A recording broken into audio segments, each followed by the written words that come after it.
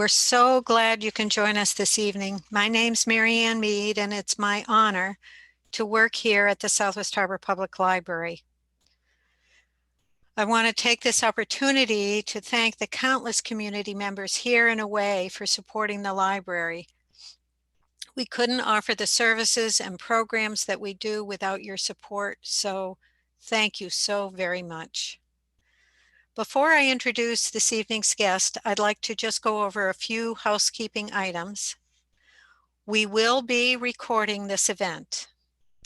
If you have any questions during the presentation, please submit them to the Q&A feature, which you can find at the bottom of your screen, just left of the center. Elliot Santavica, my wonderful coworker, will direct them to Abdi at the end of his presentation. So now it's my great pleasure and honor to introduce Abdi Nor Iftin. I should add that I've had this pleasure before. In June of 2019, the library hosted an event at St. John's Church. It was a packed house. There was standing room only, and the speaker was the young man who had recently written his acclaimed memoir, Call Me American. That young man was Abdi Nor Iftin. He grew up in Mogadishu during the Somali Civil War. Amidst the daily shelling and the famine, he had one escape, and that was American movies and music. From them, he learned of America, taught himself English, and began to dream of a life in the United States. He even earned the name Abdi American. When radical Islamists took control of the area in 2006, it became dangerous to celebrate Western culture. But Abdi put his own life at risk to document what was happening, and he secretly posted dispatches to NPR. He stayed in Somalia until he had no choice but to flee, and he smuggled himself to Kenya. There he faced a different but grinding life of hopelessness. And then, amazingly, he won entrance to the US in the annual diversity visa lottery. Abdi's journey has been well documented, first by the BBC and then by the podcast This American Life, and later in 2018 in his own award-winning memoir, Call Me American, which was adapted into a young adult version in June of 2020 and acclaimed by School Library Journal as one of the best books of 2020. A proud resident of Maine since 2014, Abdi advocates for refugee rights and is a community navigator. He serves on the Advisory Council for Refugee International, working with some of America's most distinguished diplomats, as well as prominent international human rights leaders. It was almost 1 year ago today, on January 17th of 2020, when Abdi became a naturalized US citizen. And in November of 2020, he exercised his right to vote for the very first time. It is an immense pleasure and honor for me this evening to welcome back Abdi. Mary Ann, thank you so very much. That was a beautiful introduction. Hi everybody. This is what we have been doing lately. It's we got used to it, but it was quite unusual to present by just looking at the computer and not being able to see your faces. So I really missed that interaction a lot. And fingers crossed, let's hope that that comes back at some point early this year. Okay, well, as you probably heard from the introduction, I have become a US naturalized American citizen January last year. So I am celebrating my 5 days from now, I'll be celebrating the first year of my of becoming an American citizen. I know some of you are probably asking, what do you mean by celebrating? In fact, this has been an extremely important moment in my life. Even though America does not really seem as it was before I came here, and even after I came here, for uh, the last 4 years have been pretty traumatizing, as you probably know, on the events that have happened this week. However, I still value and appreciate uh, that moment, and I will tell you a little bit about what it means to be an American. You may remember that I wrote a book titled "Call Me American." For those of you who have read the book, you probably come to the conclusion as to why I have picked that particular title for the book. And it is from my childhood, when America was more like a fictional place. I remember when my friends started nicknaming me Abdi American, I did not have a clear understanding where on the map America would be. I didn't even have an idea of the world map. I wasn't able to go to school. I haven't been educated on geography or history, um, or anything like that. So everything is things that I have picked and put together.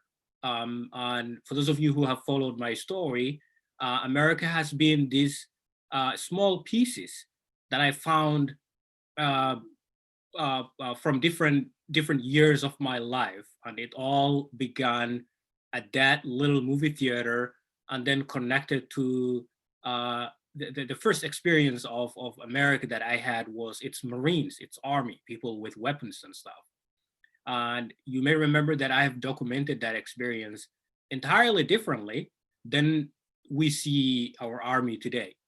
Back then, it was different. With the U.S. Army coming in and starting building up or setting up tents where humanitarian organizations have arrived to provide food, and the army was safeguarding the whole area, pushed away the local gangs and armed militias who were running around.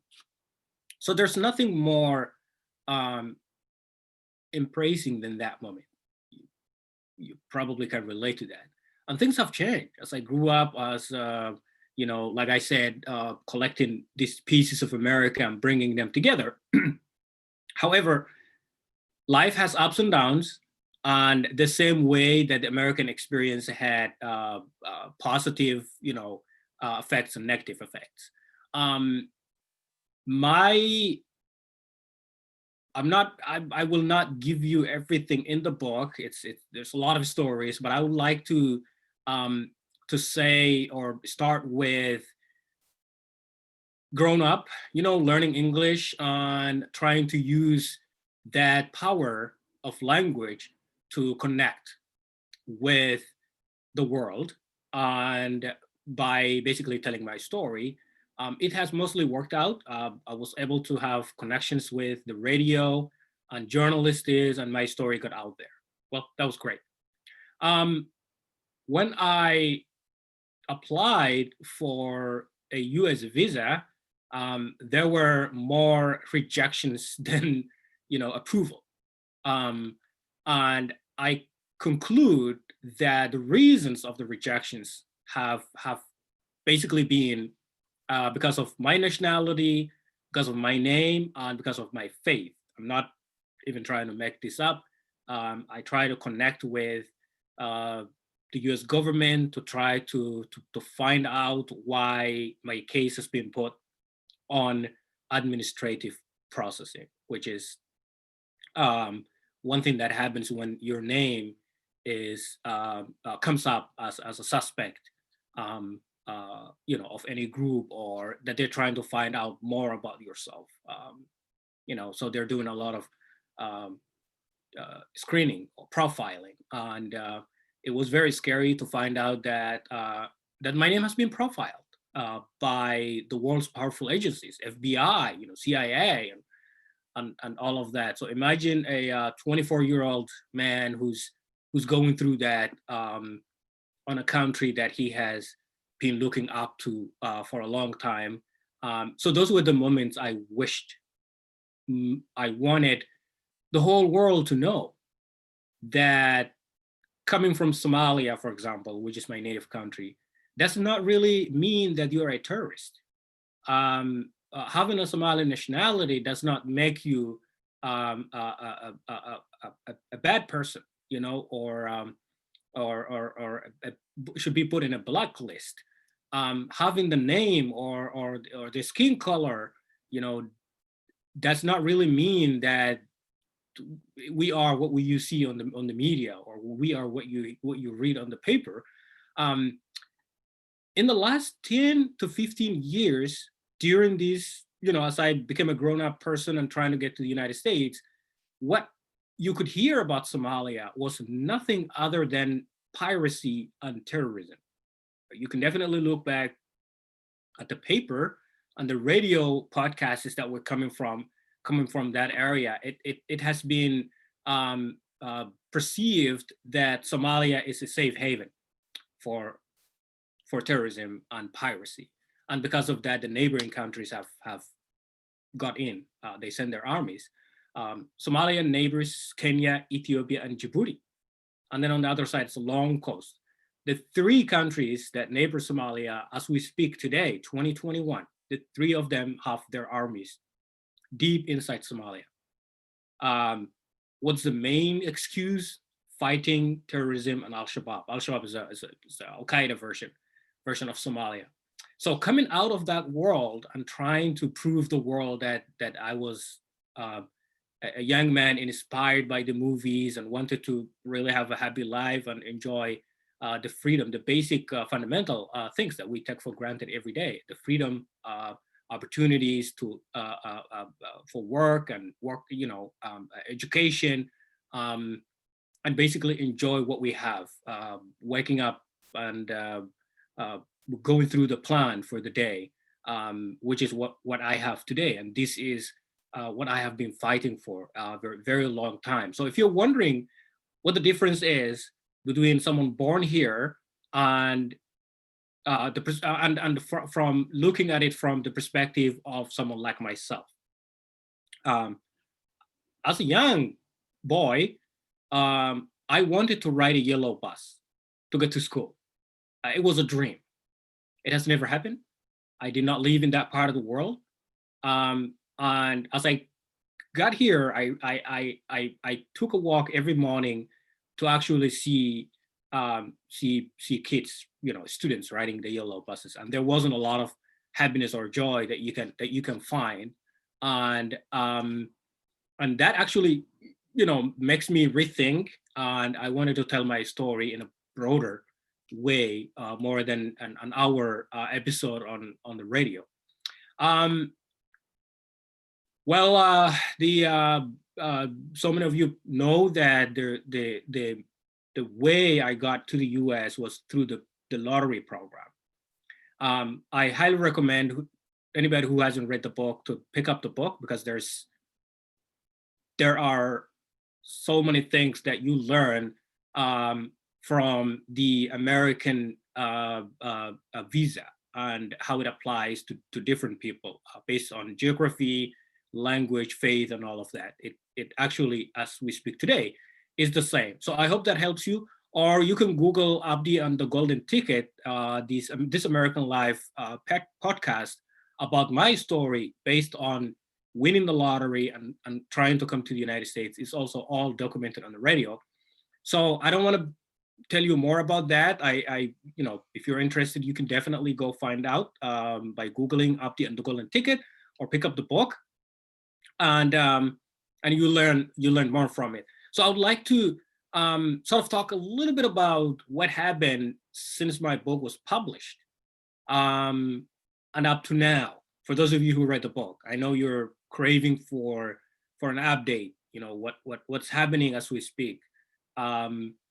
let me go back a little bit. My memoir, Call Me American, sort of ended. Trump gets elected. My brother is denied an entry into the United States, so he's devastated and is living in Kenya.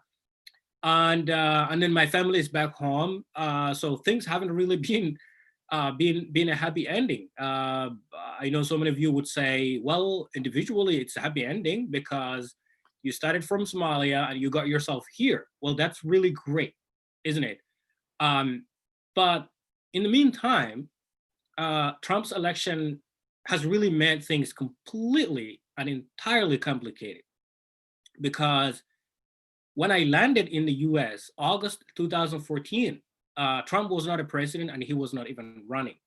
I have to mention his name, and I apologize to anybody who feels discomfort in this, but Trump's presidency has become part of my story, not in a good way.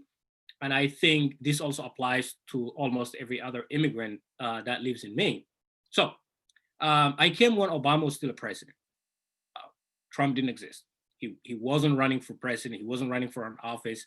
So I was very excited to go through the day-to-day struggle of adjusting and integrating into America.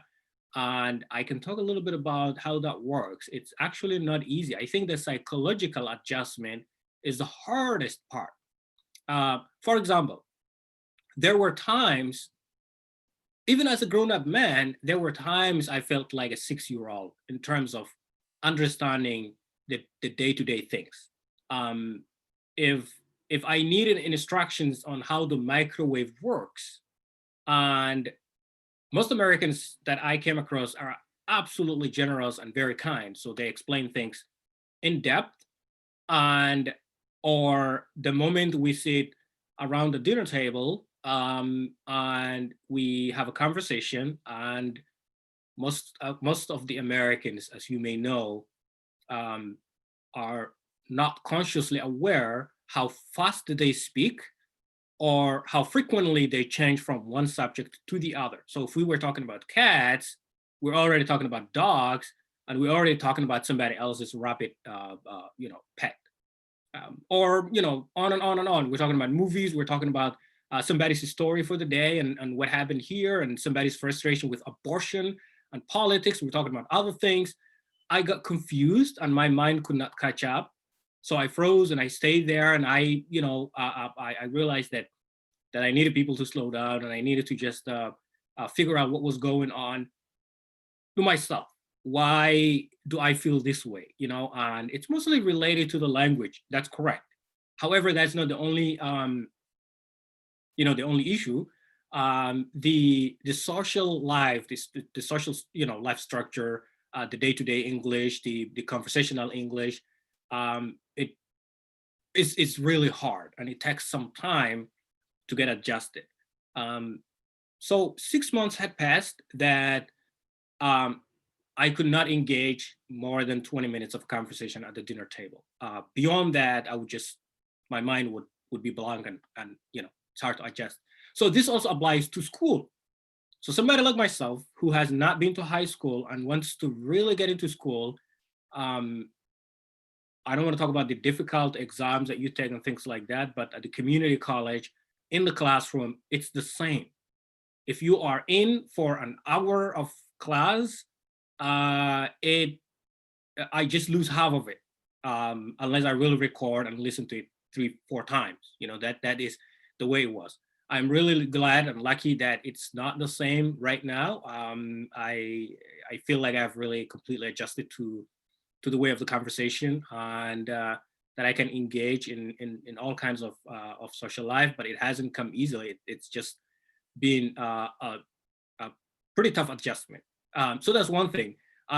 So you can imagine, for anybody who really doesn't speak English, the moment they come here and now have to start at adult age, so the long way that they have to go, because we only speak English here. And for one to survive, to find a job, to do all kinds of things, you just have to do that.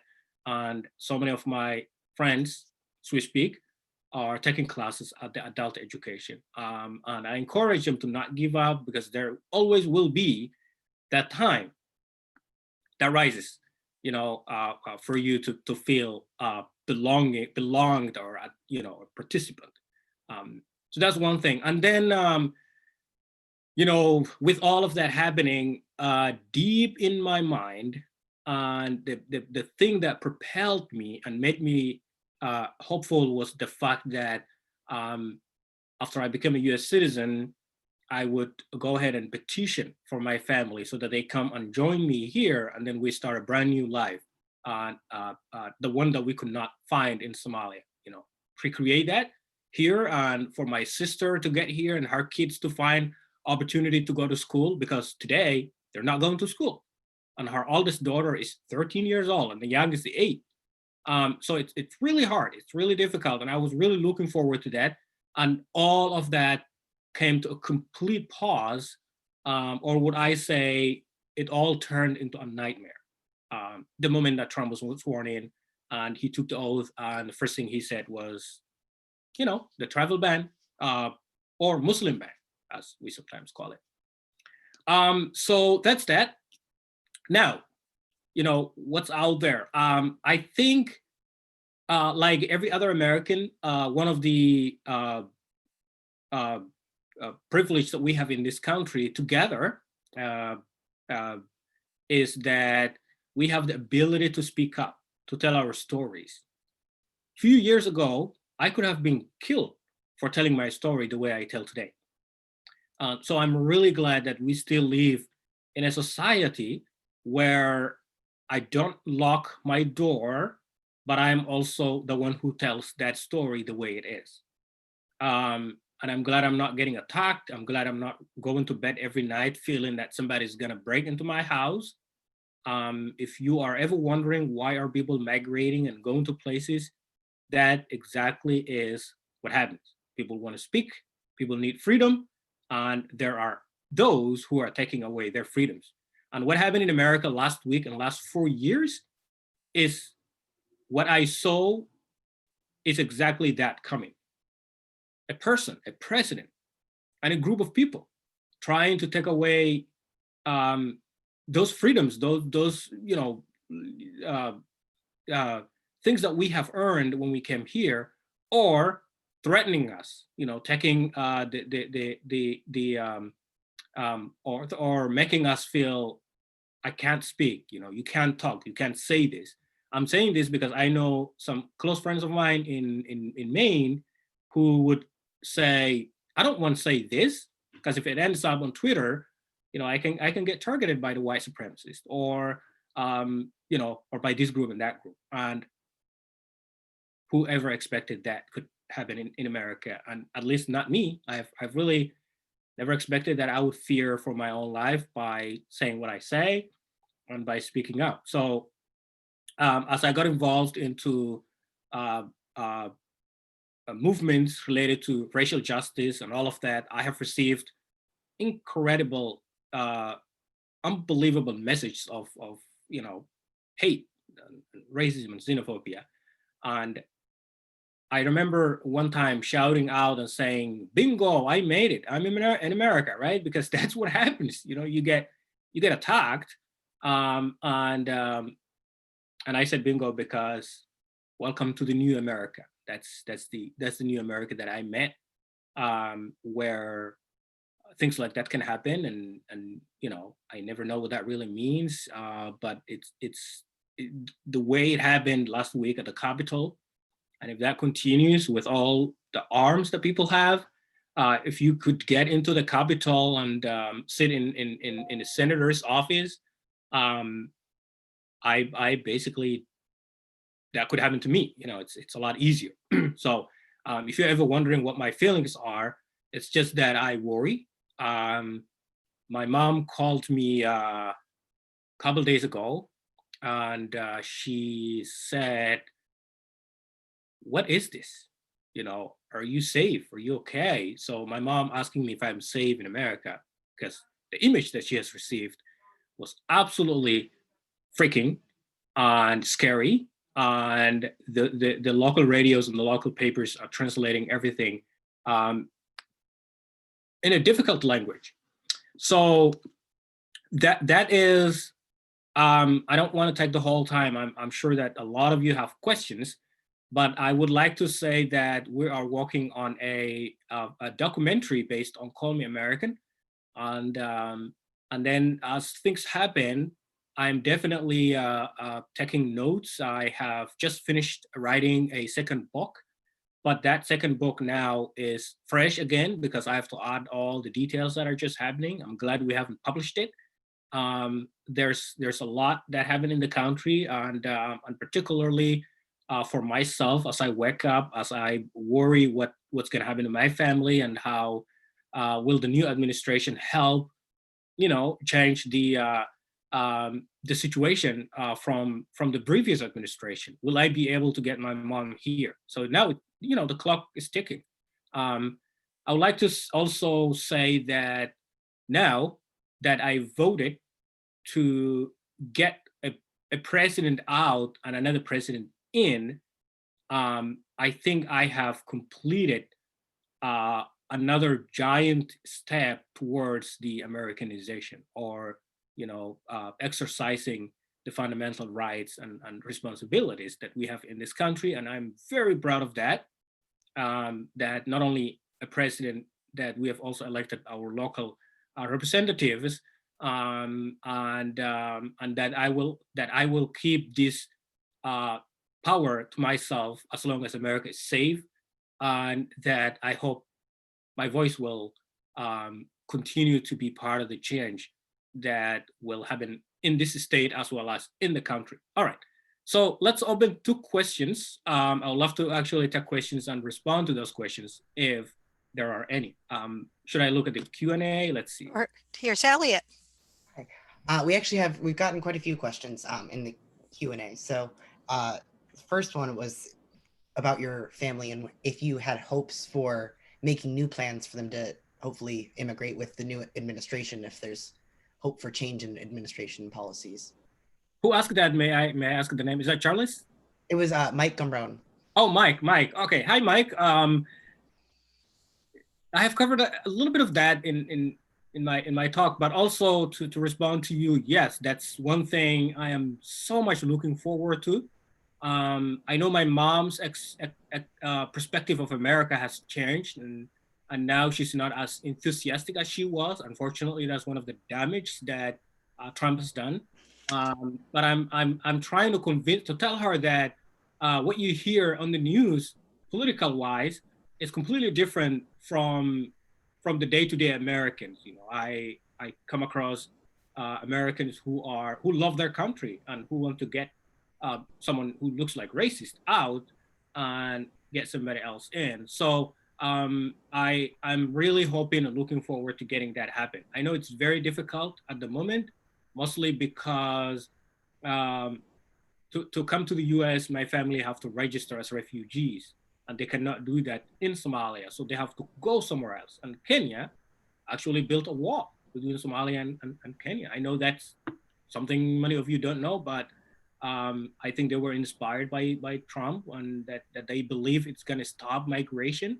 And that's where my mom would cross to get into Kenya. And that seems like it's out of the option.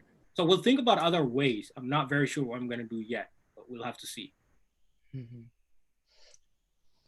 Another question is more about your memoir and your second book as well. Is if you could talk a little bit about what your experience was writing your memoir and writing your story, and if you have tips for other people trying to do the same thing. Well, if you're going to ask me what was the most difficult part of writing the memoir, it was actually going back to the very difficult moments in my life, and especially the war, the famine, the death, and that I had to call my mother to give me update, or remind me of the things that have happened when I was 5 years old, or 6 years old. That she has those memories more vivid than I do. So it made her cry. It made me cry, and she was asking, "While I'm still here, I'm still in Somalia, and the war hasn't ended. Why are you talking to me like this is all over?" And I remember my mom saying, well, it's all over for you because you're in a different place. You made it. You're in the US, but I haven't made it. So can you not wait until we get out of Somalia?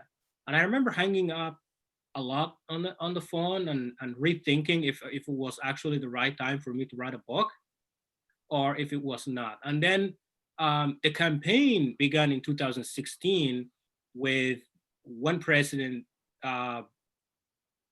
basically saying things towards the community, and I realized that it was that moment that I needed to write about this story, to build in the minds of Americans the human stories that we carry ourselves with, other than the stereotypes and the misconceptions that are going around, the fake stories, like these people don't like us, they don't learn English, they don't adjust, they don't like America. That's one thing that they say, and my stories is definitely proving them wrong. So yeah. The next question, how have the events of the past 4 years of the Trump administration affected your view of America and how you view the country? I think the last 4 years to me was more like reading chapter after chapter of a horror book or watching an episode of a horror movie. Honestly, that's all I can say. I'm really sorry for anybody who feels insulted, but first of all, that have dark skin in America under Trump, you probably know what that really meant, in so many ways. And not only that, imagine everything that I identify with, right? The immigrant, the refugee, the Somali, the Muslim, the Black guy. So it has all been on the paper, not actually in a good way, but in so many scary ways. And since the Black Lives Matter had started with the police shooting, and then that made me more curious, because I need to be honest, the first year I really didn't know much about slavery in this country, what has happened 400 years ago, and through these years. Or I did not know anything about racial inequity, how Black people are sort of discriminated in so many ways through education and health and all of that. It wasn't so visual to me, and everything came to visual, more like watching a black and white movie, and then all of a sudden it becomes a color. That is how it became to me, sort of seeing America entirely differently, and now realizing I sit in a place not so special. The struggle is real, and I had to be part of that struggle. I can't just sit aside and say, "Oh, I'm not." I'm normal. I'm fine, and I can't be part of this. That was not an option. In America, as a Black man, you definitely have a role, and your role is not to just go around partying. It's just become part of the movement. You have to show your voice and be participant in any way that you can change. I am not comparing myself to an African American. My ancestors have not been enslaved in America. I come from a completely different background, which I have my own stories, which African Americans are not connected with. And in fact, I need to be very honest. I do not like to be identified as an African American, because I'm not. However, that is what is on my driving license and every other paper that I fill out. It doesn't say Somali, it just says either Jersey or Black or an African American. So there you go. And that's the identity that I carry myself with, which is what I really am not.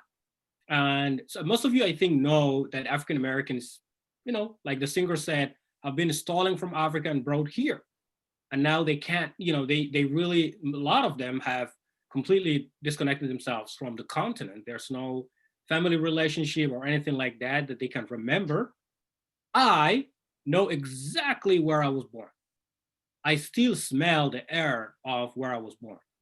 I still see things, the houses that were there without roofs. I see the war. I see the games that I played with my friends. So I'm not disconnected. I'm connected, but I'm not connected to Africa. Let's be honest. Africa is a continent. I'm connected to where I come from, which is home, Somalia.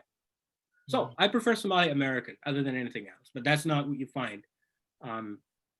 So to conclude the answer, I think it's a continuation of learning about America. And I think last week was entirely a shock, a surprise, because I never expected that a group of people, Americans, would just storm into the building. But not only that, imagine, I was talking about this earlier, that the FBI was looking at my name through the terrorist list just a few years ago, when I actually was not. So now, we actually are talking about terrorism in this country, but not really the way we're used to. We're not talking about Taliban or Al-Qaeda or other people. We're talking about a group of people born in this country who are being put on no-fly zone or no-fly list, sorry. And so we know what that really means. So that's a new learning to me, and I'm like I said, taking a note and just looking at it. And I wonder, as I wake up every day, what's next? What else? What other shock, surprise is going to happen? So I'm ready for all of that, I guess. Mhm. Yeah. And how would you, if you have advice on how best Americans can help support new refugees and immigrants to this country as they kind of resettle into the US, if there's ways to stay informed and participate in that process, do you have any advice? I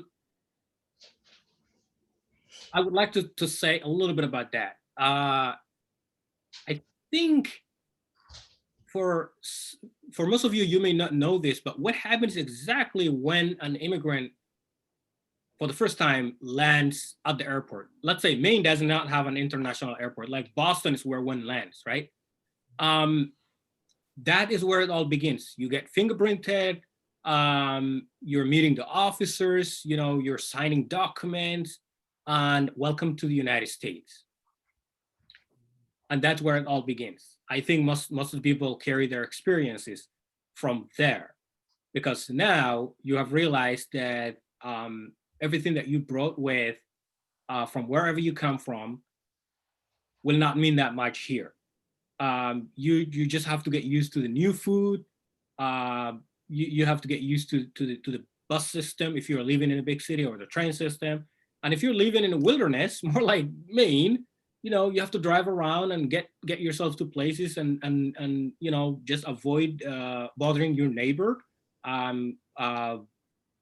which is very unusual for a Somali, because it's not actually bothering the neighbor, it's loving the neighbor when we get into each other's houses and have tea, and no matter what time it is, and so that social life completely changed. So I think that the best way that you can help is actually become friends with them. Invite them over, let them know that they are not bothering you, and that I think asking questions is really very good. If you feel like the neighbors that you have who are refugees or immigrants are mostly going through some issues, either related to misunderstanding or confusion towards a certain thing, it's really important that you connect to them with a local organization. There usually is one, either in Portland or in Luzon and other places. If not, it depends on what the group is. Someone like myself who came here all by himself, I have opened myself up to understanding and learning. So it's been an experience of nothing but learning. I've learned as much as I could. I refused to give up, even if I felt like a 6-year-old at times. I continued, and now the last thing that I can brag about is that I got into ice skating, and I'm really pretty good at it. I didn't even know that I could pick up that skill. So those are the things that really can make an immigrant absolutely empowered. Just the small things. If you show them how the grocery shopping works, if you show them that there's an interesting movie on Netflix, but that's positively talking about history or that area where you come from, or something about America that you're really intrigued about or questioning about, those are the things that really make someone absolutely grateful. Well, other than that, you can, the only two words that I have for you is just become friends with them and listen. Listening is really important. Don't, most of the times it's just the Americans wanting to talk and to tell you one thing. Sometimes you actually have to listen to them because a lot of them actually have amazing stories. And I know so many Americans, those who listen to me, I learn from them. They listen, and now they give me a feedback.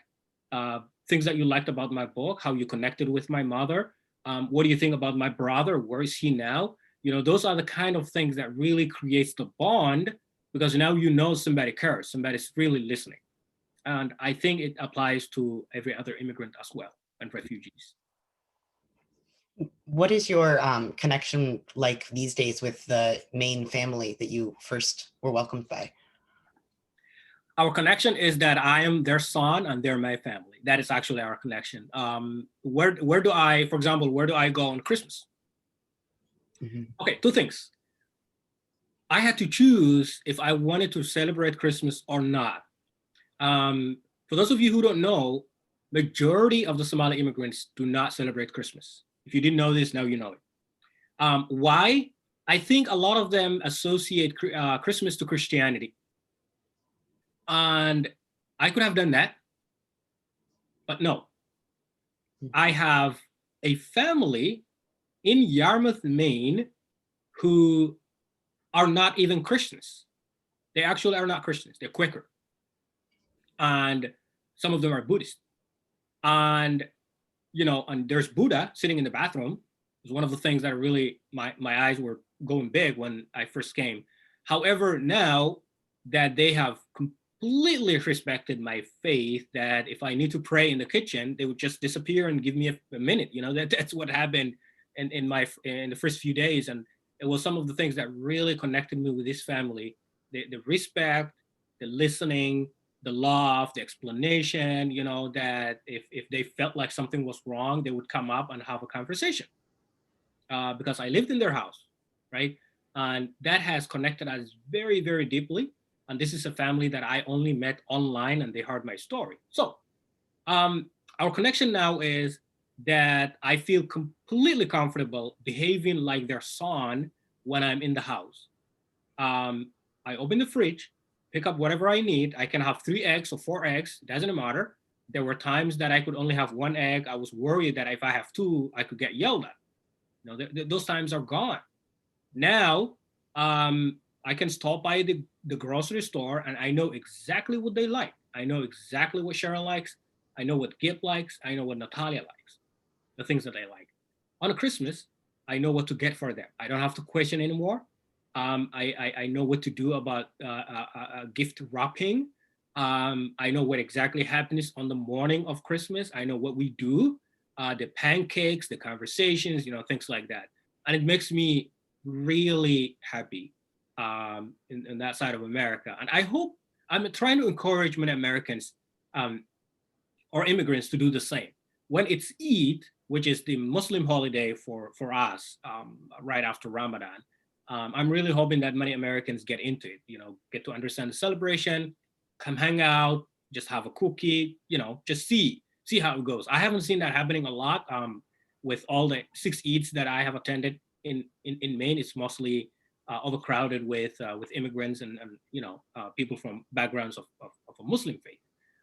Whereas Christmas is mostly indoors, but Eid is outdoors. People like to celebrate outside.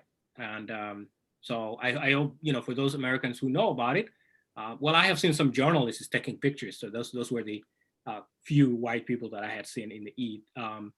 But yeah, the short answer is we're a family, and we're definitely connected. They have 2 horses, 25 chickens. Let's see, a cat. The dog has passed away.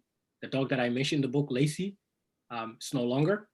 And yeah, I know how to feed all of those animals when they're not here.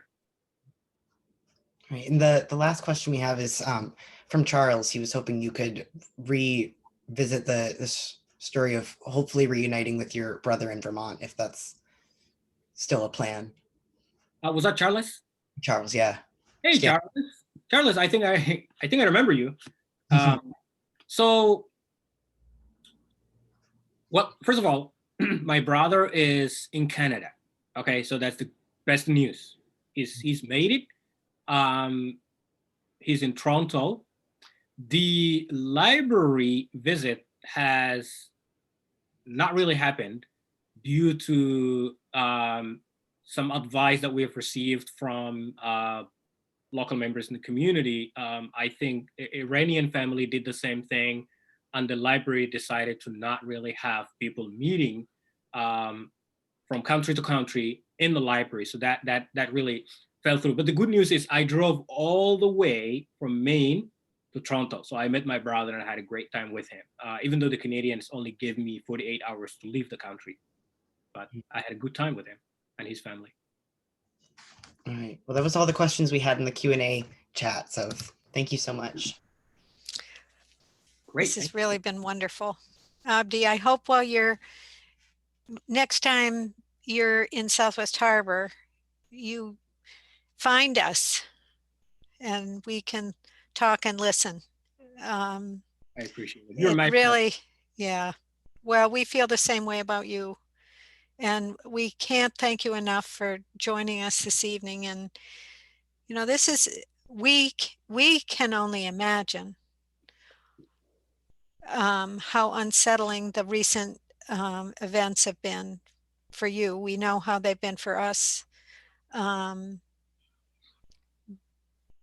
But when you spoke when you were here before and you talked about your first getting here, and I remember you were talking about the family you live with, your family here, wanted you to stay in the house while they went camping and stayed in a tent outside. And I remember thinking how strange that must have sounded to you, that somebody would want to do that and leave this beautiful house. And so you stayed behind in the house and took care of the dog. And yeah, so you've had quite a journey, and